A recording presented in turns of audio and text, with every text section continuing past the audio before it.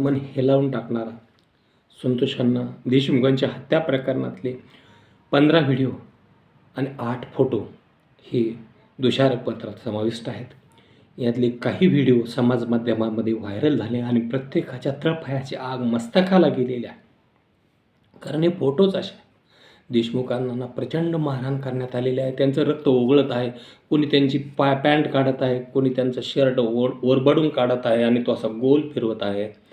तर एक जण त्यांच्या दोन्ही छातीवर त्या ठिकाणी पाय ठेवून तोंडावर लघवी करतो आहे आणि हे नीच कृत्य करताना हे नराधम हसतायत, व्हिडिओ लाईव्ह करतायत. मोकार पंक्ती नावाचा व्हॉट्सअप ग्रुप आहे, त्यावर हे लाईव्ह करतायत. ते आताही बाहेरचे 5-6 जण पाहत आहेत.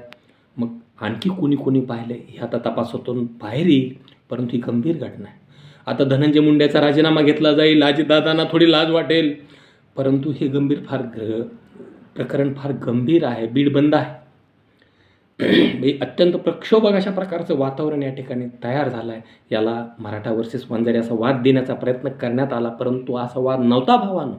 हा संतोष अण्णावर जो अन्याय झाला आहे, जी क्रूरता झाली, जी क्रौर्याची परिसीमा गाठली, त्या विरोधातला हा संताप होता.